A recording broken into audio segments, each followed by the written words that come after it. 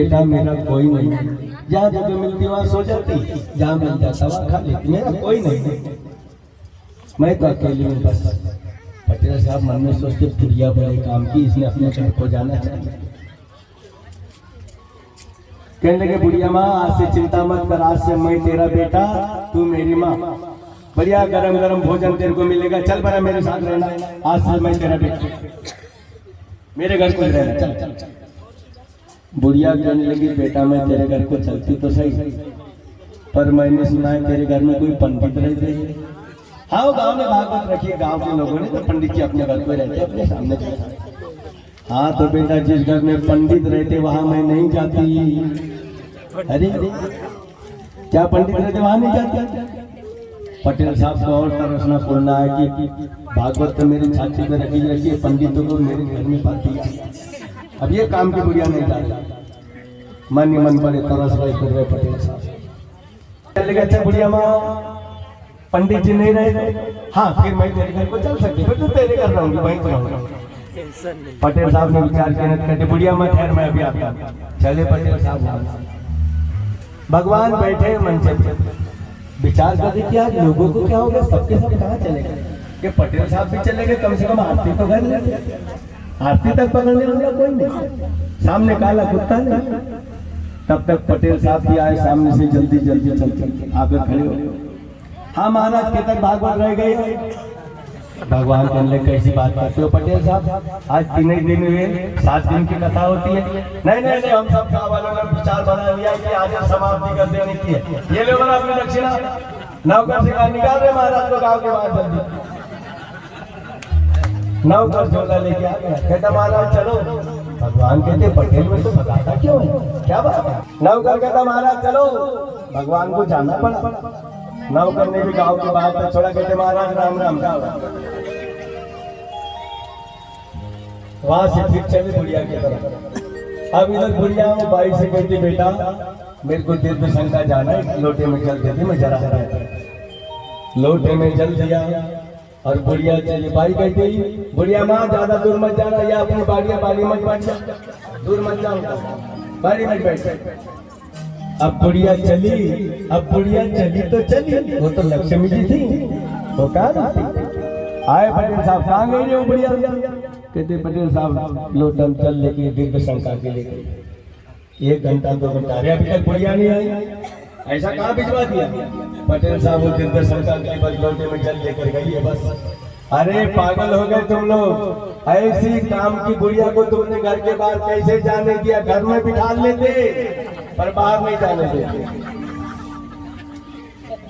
अब चलिए भगवान एक पेड़ के नीचे बैठे, जब तक लक्ष्मी जी भी लकड़ी देखते देखते बुढ़िया रूप में पहुंचे।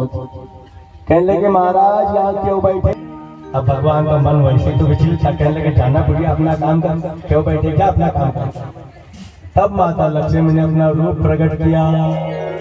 लक्ष्मी जी को देखा, कहते अरे लक्ष्मी तुम कब आई? माता लक्ष्मी कहने लगी क्यों प्रभु, पटेल बाबा ने तुमको घर से भगाया। भगवान कहने लगे अरे लक्ष्मी तो ये तुम थी, तभी तो मैं सोचू कि पटेल क्यों भगाता है, ये सब तुम्हारी करतूत है। माता लक्ष्मी कहने लगे अच्छा प्रभु बताओ किसके भक्त ज्यादा है? भगवान कहने लगे लक्ष्मी सच में तुम्हारे ही भक्त ज्यादा है, मेरा तो कोई विरला होता है, तुम्हारे भक्त ज्यादा है। धन पैसा आदमी को बड़े जल्दी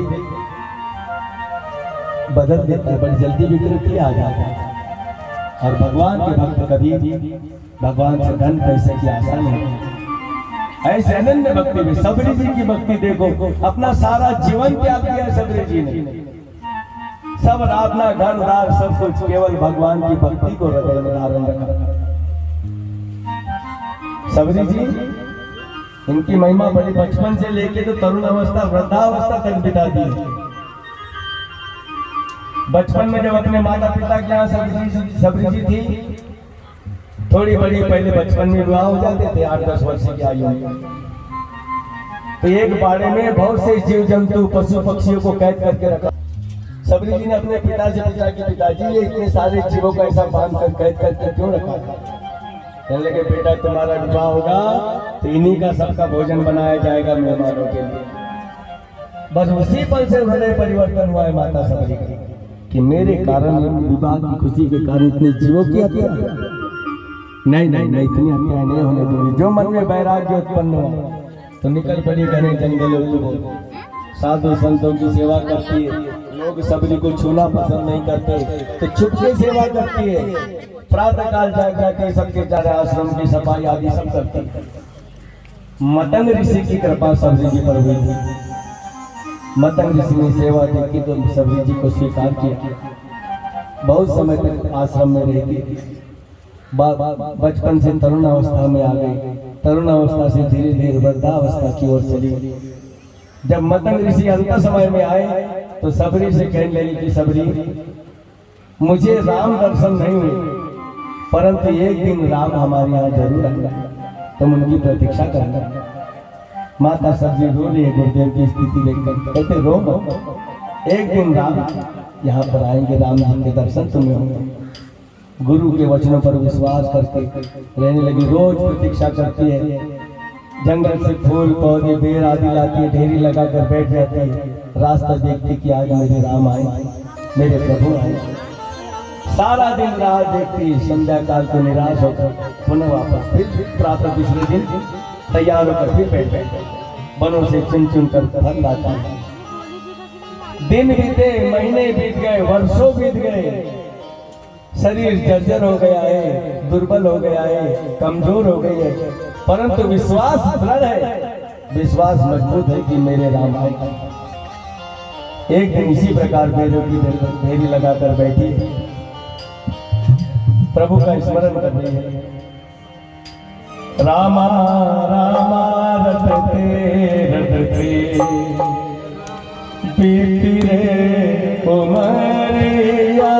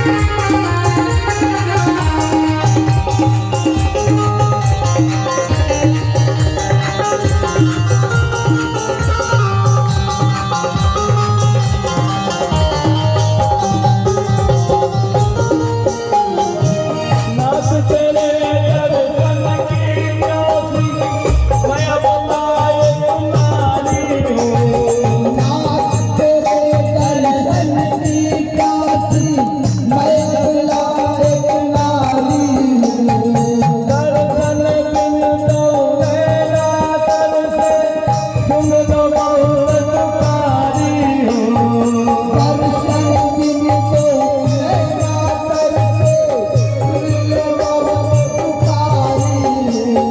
हीरा रूप में दर्शन दे दो, हीरा रूप में दर्शन दे दो, डालो इतना दानिया।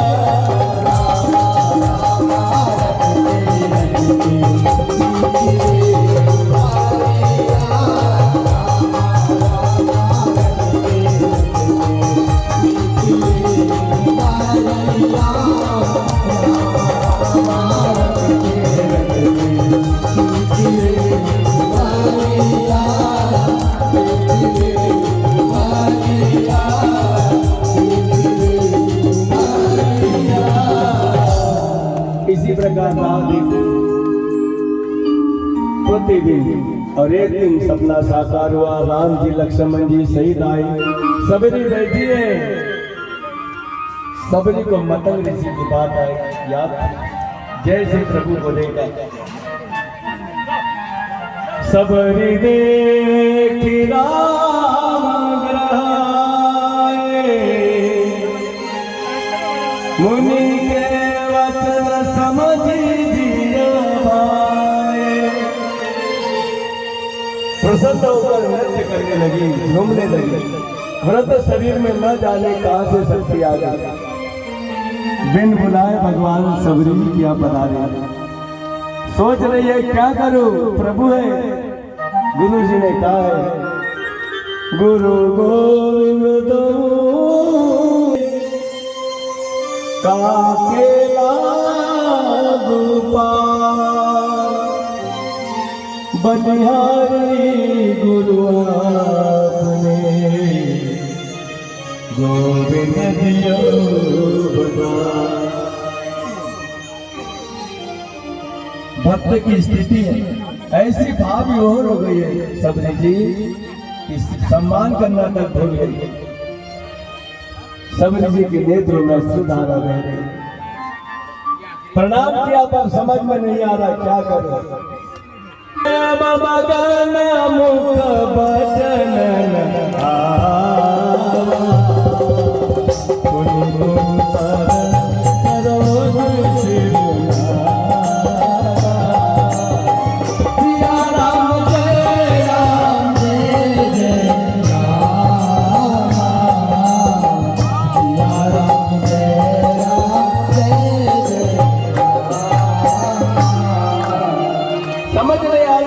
संसार का सत्कार जैसे कैसे किया।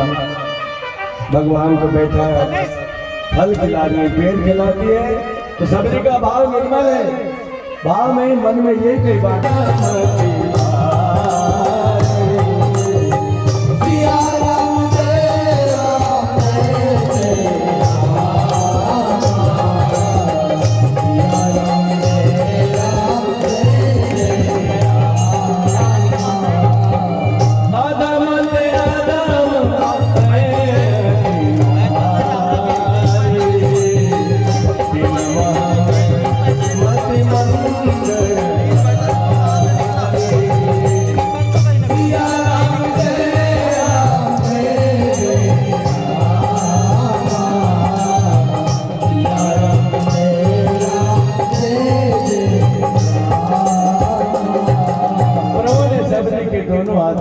कहते सुंदरी।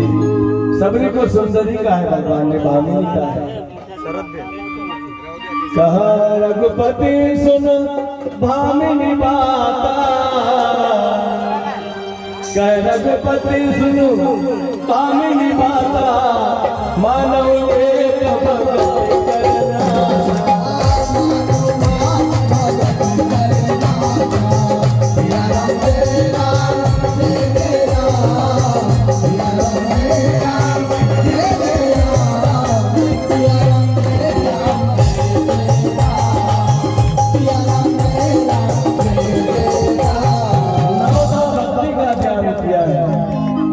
कि मेरे 9 प्रकार की भक्ति यदि भक्त इसमें से एक भी यदि दृढ़ विश्वास के साथ कर लेता है तो उसका कल्याण हो सकता है। प्रथम भगति संतन का संगा, दूसरी गति मम कथा प्रसंगा, गुरु पद पंकज सेवा तीसरी भगति मान चौथी भगति मम गुण गण करे कपट सजगान। 9 प्रकार की भक्ति का दान सब जी को किया है।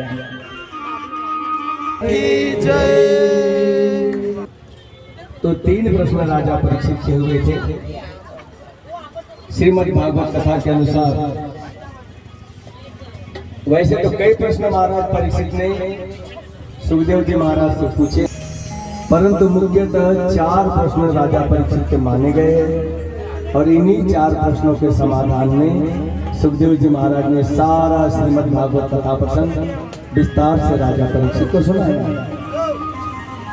पहला प्रश्न कि अंत समय में जीव को क्या करना चाहिए, दूसरा कि सृष्टि की उत्पत्ति कैसे हुई, इसका विनाश कैसे होता है, तीसरा भगवान के कौन कौन से अवतार भगवान कृष्ण का जीवन चरित्र विस्तार से पूछा।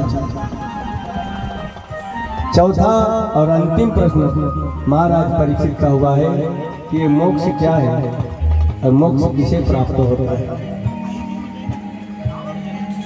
ये चौथा और अंतिम प्रश्न हुआ है कि मोक्ष क्या है और मोक्ष किसे प्राप्त होता है। सुखदेव जी महाराज कहने लगे, राजा मोक्ष हम कहते हैं जीव को मोक्ष होना चाहिए, जीव को मोक्ष होना चाहिए, परंतु यदि सोचा जाए तो जीव को मोक्ष की क्या आवश्यकता है। जीवात्मा तो अजर है, अमर है, अविनाशी है, इसको क्या मोक्ष की आवश्यकता है। तो जन्म मरण के बंधन से मुक्त है, ईश्वर अंश से जीव अविनाशी अविनाशी है, अजर अमर है, इसको मोक्ष की क्या आवश्यकता है। सुखदेव जी महाराज कहते जीवात्मा है तो अजर अमर है तो जंगल का राजा, स्वतंत्र है। और वैसा सोचा जाए तो हम सब स्वतंत्र है सज्जनों, आप हम सब सोचा जाए तो स्वतंत्र है। किसी के गले में रस्सी बांध कर रखिए क्या नहीं, हम सब स्वतंत्र हैं। ये जीव है तो स्वतंत्र, अजर है, अमर है, अविनाशी है, परंतु इस मन के कारण बंधा हुआ और मन के कारण बंधा हुआ होने के कारण पुनरपि जन्मम पुनरपि मरणम के चक्र को भोग रहा है, इसी में फंसा हुआ है तो अजर अमर, परंतु जन्म मरण के चक्र में फंसा हुआ इस मन के कारण। और जब तक जीव इन आसक्तियों से नहीं टूटता, ये मन संसार से नहीं निकलता, किसी भी प्रकार की मुक्ति को प्राप्त करने के लिए इस मन को संसार से निकालना पड़ता है। मन जब ये मुक्त होता है तब ये जीव सारे बंधन को छोड़कर परमात्मा के स्वरूप को लय होता है। और जीवात्मा और परमात्मा की एकाकार होने की स्थिति को ही मोक्ष कहा गया, यही मुक्ति है। और ये उसी को प्राप्त होता है जिसका मन संसार की आसक्तियों से टूट जाता है।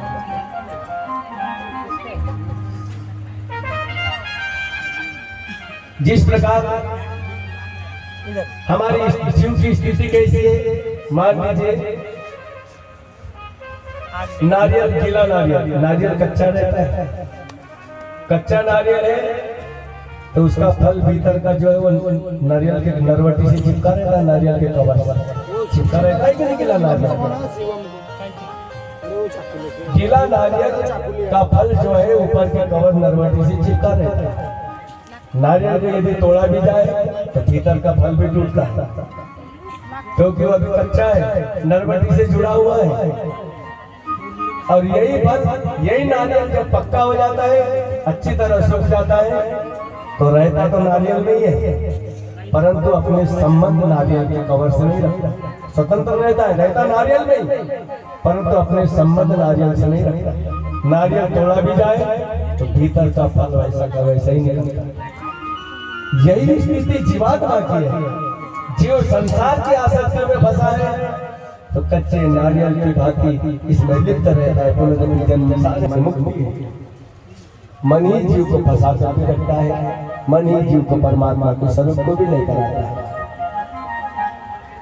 ताला, चाबी से ताला खुल भी जाता है और ताला बंद भी हो जाता है। चाबी एक ही है पर काम दो कर रही है, ताले को खोल भी नहीं, ताले को बंद भी कर रही है। जीवात्मा यदि आसक्ति में फंसा तो समझ लो मुक्ति का मार्ग बंद है, ताला बंद है। और यही जीव संसार की आसक्तियों से मुक्त हो जाता है तो यही बंधन ताला खुल जाता है। ये जीव को परमात्मा के स्वरूप को लाया जाता है, यही मोक्ष की स्थिति है। ये महाराज परीक्षित का अंतिम प्रश्न हुआ है। क्योंकि समय हमारा धीरे धीरे होते आया है 24 और आज रात्रि में भक्त और भगवान की कथा के अंतर्गत सुदामा चरित्र की कथा हम आज रात्रि में श्रवण करेंगे कि सुदामा जी पर भगवान की कैसी कृपा हुई। बड़ा आनंद, बड़ा भाव इस कथा में है। भक्त और भगवान की कथा के अंतर्गत आज हम सुदामा चरित्र की कथा को श्रवण करेंगे सभी भक्त। और आज का रात्रि का सत्र ही अंतिम सत्र मानना चाहिए सज्जन वैसे, क्योंकि कल समापन का दिन है। कल हमारा ज्यादा मन किधर होता है, छना नाना की तरफ। कितना टाइम है, कितना टाइम है, गाँव को भी जाना है। ये महाराज कितनी देर बोलेंगे और आरती क्यों नहीं करते। कल का दिन ऐसा रहता है। आज का ही सत्र है जो हम शांति से भगवान की कथा भजन का आनंद ले सकते हैं। कल तो कथा भाग थोड़ा सा रखा जाता है, समय को देखकर कार्य कल का किया जाता है, ताकि वो भी इसलिए क्योंकि दूर दूर से भगवान की कथा में सब भक्त लोग आते हैं, सब यथा स्थान समय पर अपने अपने स्थान पर पहुंच जाए। यही उद्देश्य अंतिम दिवस पर रहता है, ताकि किसी को परेशानी न हो, किसी को किसी प्रकार की अड़चन न हो। प्रेम से हमारा कार्य सफलतापूर्वक पूर्णता की ओर चले। और सभी भक्तों को एक बार बहुत बहुत धन्यवाद। ग्राम जावरा को बहुत बहुत धन्यवाद। बाहर से आए हुए हमारे मालवी परिवार के सभी सगे संबंधियों को भी बहुत बहुत धन्यवाद। सभी के लिए जोरदार तालियां एक बार बजाएं। परमात्मा सबके जीवन में सदा यश बनाए रखे, सदा कल्याण रखे, सदा आनंद की वर्षा करे। तो एक बार छोटा सा भजन आप बोलो, पहले भाई लोग कहेंगे, उसके बाद माताएं कहेंगी, उसके बाद हम आरती करेंगे। तो सबसे पहले हमारे सभी भाई लोग सावधान हो जाइए। माताएं आपको नहीं बोलना है, आपका भजन इनको बताएंगे कैसा होता है। पहले इनको देख लें तो कितना करते हैं। 7 दिन से देख रहे वैसे ही वैसा अच्छा बढ़ के भजन नहीं हुआ। तो सभी भाई लोग भगवान का भजन नहीं कहूंगा, मैं साथ करेंगे। राधा राधा कृष्ण राधा राधा राधा कृष्ण राधा राधा राधा कृष्ण राधा राधा राधा कृष्ण राधा। तिकडे मांगल लाईन तर नाही गेली आहे, तिकडे भी आवाज, उधर भी आवाज आने दो, ऐसे मांगना। पीछे के लोग भी बोले तो आवाज आनी चाहिए। राधा कृष्ण राधा राधा राधा कृष्ण राधा। नहीं भैया, उधर इनखेड़ा से कृष्णा भैया बैठे, उधर पावर कम हो रहा है। इनखेड़ा का भजन आपने देखा कैसा 2 साल धमाका हुआ था, कमी नहीं आनी चाहिए। गोविंद गोविंद गोपाला मुरली मनोहर नंदलाला, गोविंद गोविंद गोपाला मुरली मनोहर नंदलाला, गोविंद गोविंद गोपाला मुरली मनोहर नंदलाला, गोविंद गोविंद गोपाला मुरली मनोहर नंदलाला। हे राधा राधा कृष्ण राधा राधा राधा कृष्ण राधा राधा कृष्ण राधा। सभी भाइयों को बहुत बहुत धन्यवाद। सामने बड़ा जोरदार भजन हुआ, पीछे थोड़ा सा 19 साल भी हो गया, कोई टेंशन नहीं। जिसने केवल मुंह हलाया उसको भी धन्यवाद, जिसने अच्छे से भजन किया उसको भी धन्यवाद, और जो चुपचाप बैठ के तमाशा देख रहे थे उनको भी धन्यवाद।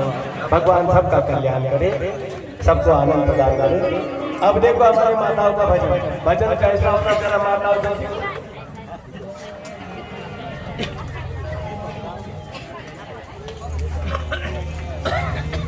राधा राधा कृष्ण राधा, जय हो। राधा राधा कृष्ण राधा, गोविंद गोविंद गोपाला मुरली मनोहर नंदलाला, गोविंद गोविंद गोपाला मुरली मनोहर नंदलाला,